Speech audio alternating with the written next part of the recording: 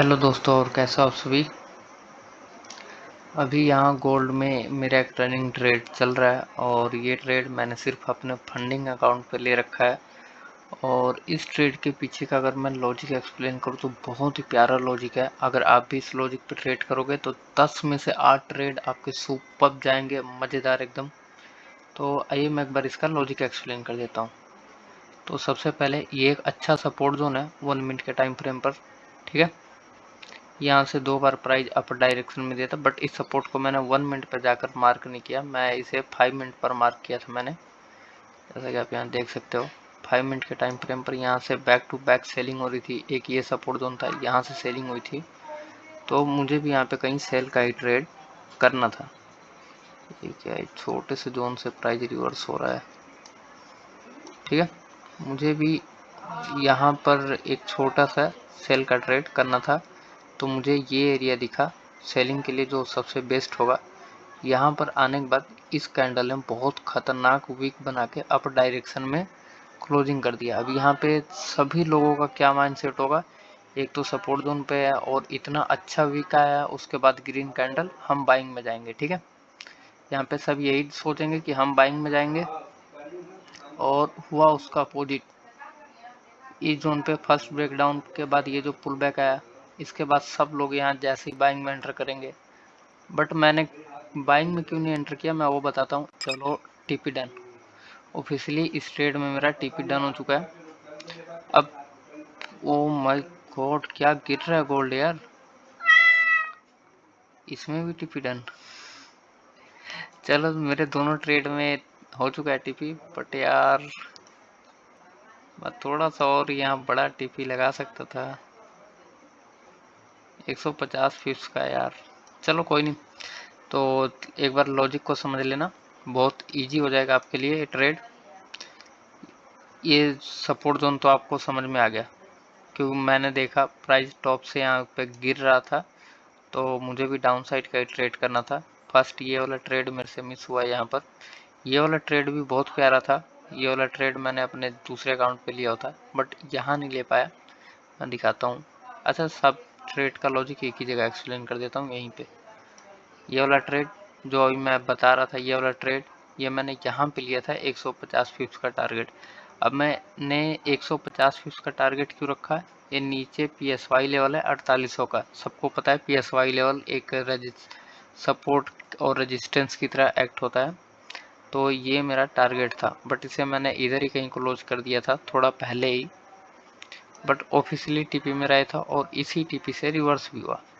उसके बाद अब सपोर्ट जोन पे था, 1 मिनट पे बढ़िया हेल्दी कैंडल आई थी, ठीक है। अगर मैं जिस तरह से ट्रेड करता हूँ कि भाई इसके बाद तो इसे फॉल करना था, बट नहीं हुआ है। इस ग्रीन कैंडल को देख के तो मुझे बाई करना चाहिए था, मेरी साइकोलॉजी के हिसाब से तो यही करता हूँ मैं हमेशा। बट मैंने यहाँ बाइंग की कोई ट्रेड नहीं की, पता है क्यों? क्योंकि ये वाली जो बाइंग आ रही है, ठीक है, 1 2, ये अपने हाई के ऊपर जाता। अगर जैसे ये स्विंग हाई है इसका, ठीक है, इस स्विंग हाई के ऊपर जाके जैसे ये फॉल कर रहा है, इस तरीके से ऐसा स्ट्रक्चर बनाता, तब मैं डेफिनेटली यहाँ बाइंग में चला जाता। मान लो जैसे ये स्ट्रक्चर है यहाँ पे इसका, ये देखो, ये क्या है, हायर लो का स्ट्रक्चर है, ठीक है। ये हायर लो का स्ट्रक्चर है। यहाँ पे थोड़ी देर के लिए प्राइस, ये देखो, अगेन यहाँ पे सस्टेन किया और डाउन ही साइड आ गया। ये प्राइस ऐसे ना मूव करके, एक मिनट इसको थोड़ा डार्क करते हैं कि ताकि पता लगे हमें। ऐसे ना होके ना, अगर ये हायर हाई में कन्वर्ट हो जाता, लेट्स सी, ये कुछ इस तरीके से कन्वर्ट होता, जैसे ऐसे ऐसे, तब मैं इधर कहीं लोअर लो के स्ट्रक्चर पे बाइंग करने का ट्रेड करता।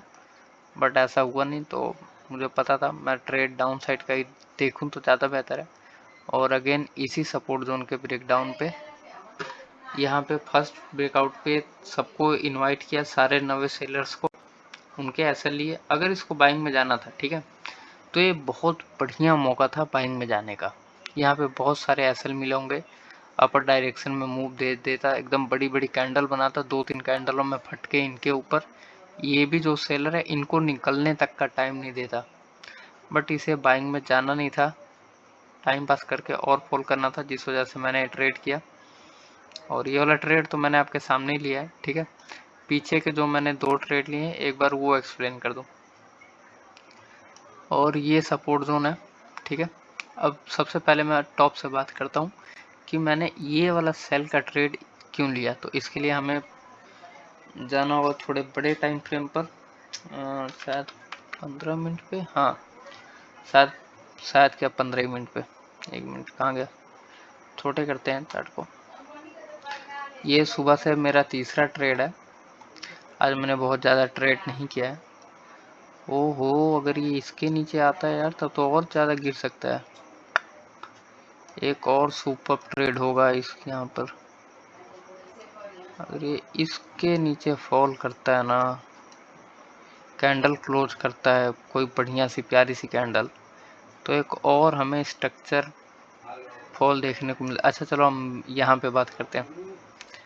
अब ये प्रीवियस में मुझे सेलिंग दिख रही थी, ठीक है, बट आज जब मार्केट, आज की जो मार्केट थी, ये यहाँ पे 4 बजे के बाद प्राइस हायर हाई में अप साइड में गया। और ये जो रेजिस्टेंस है, ठीक है, ये देखो जिस तरह से ये ग्रीन कैंडल बनी है और इस ग्रीन कैंडल के बाद ये वाली कैंडल, जिस तरह से ये कैंडल आई तो है यहाँ तक, बट बायर ने सारे ऑर्डर खा लिए और क्लोजिंग देखो कहाँ पे हुई है।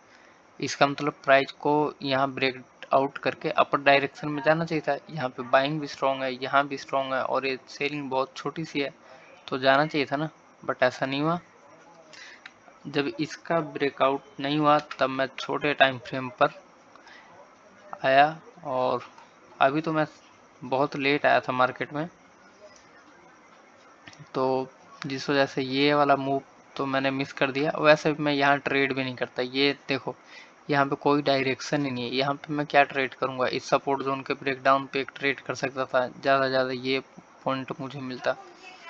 अगर यहाँ भी मैं एंट्री लेता तो मुझे ये मिलता 70 से 80 पिप्स नेक्स्ट सपोर्ट तक, इसके बाद ये टारगेट होता मेरा यहाँ तक का। बट जब मैंने देखा तो ये इस सपोर्ट जोन के पास में ट्रेड कर रहा था।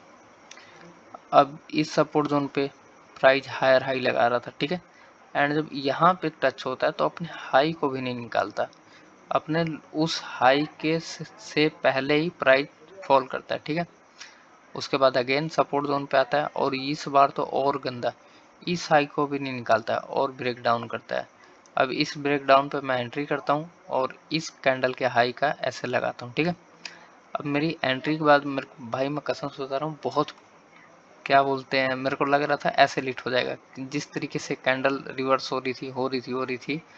और जब ये ग्रीन वाली कैंडल टॉप पे बनी तब मेरे को थोड़ा कॉन्फिडेंस आया। इवन मैंने इसमें एसएल भी थोड़ा और ऊपर कर दिया था, 20 के आसपास, मतलब 48-20 के आसपास कर दिया था, कि साइकोलॉजिकल नंबर है, रिवर्स भी होगा, कोई बात नहीं। और उसके बाद ये गिरना चालू किया, जैसे अपने इस लो का ब्रेक डाउन किया, देखो 4 से 5 कैंडलों में पूरा टीपी डन। अब यही वाला ट्रेड देख लो, यहाँ पे मैंने लिया, टीपी डन होने के बाद रिवर्स हो गया। तो ये अभी मैं जिस टाइम फ्रेम पर ट्रेड करता हूँ उसमें बहुत कॉमन मिलेगा आपको कि पहले टीपी डन और फिर रिवर्सल आ जाए। और मैं ऐसा ट्रेड करता हूँ कि अगर आप चाहो तो हर घंटे ट्रेड पकड़ सकते हो। अब मैंने सुबह ये वाला ट्रेड किया था, जो अभी प्रीवियस के दोनों ट्रेड तो आई होप कि समझ में आए होंगे आपको। और अभी जो मैंने सुबह में ट्रेड किया था दोपहर के वक्त, वो ये ट्रेड था। उसमें मैंने सिर्फ 70 पिप्स का टारगेट रखा था, क्योंकि मेरी लूजिंग स्टिक चल रही थी, मैंने कल की वीडियो में बात भी करी थी। उस वजह से इसमें मैंने जो टीपी है वो बहुत माइनर सा रखा था, 100 पिप्स। इसमें भी देखो ये सेम लॉजिक है, मेरे हर एक ट्रेड का लॉजिक सेम होता है। सपोर्ट जोन यहाँ से बाइंग आती है, ठीक है। अब फर्स्ट बार जब यहाँ टच होता है तो यहाँ से जो बाइंग आती है कितने पिप्स की है, 110 पिप्स, ठीक है। एंड जब ये सेकेंड बार टच होता है तब ये बाइंग थोड़ी सी कम है, और तीसरी बार तो मुझे यहाँ सीधा ब्रेक डाउन मिल जाता है।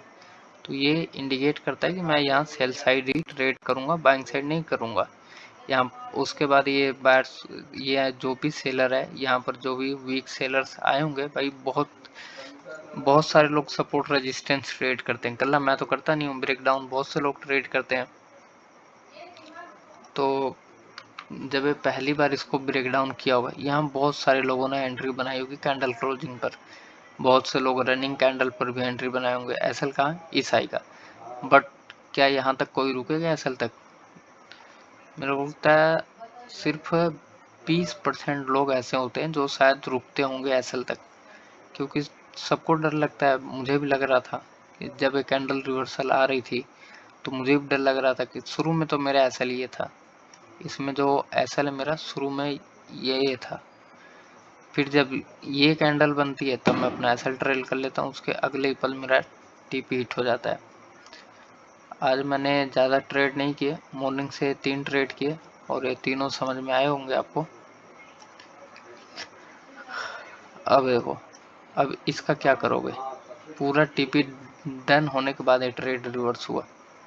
यहाँ पे आप देख भी सकते हो, मैं दिखाता हूँ मॉर्निंग वाला। 2 ट्रेड तो मैंने इसी में लिए थे। ये देखो, ये मॉर्निंग वाले ट्रेड है और सेल साइड के ही हैं सारे आज।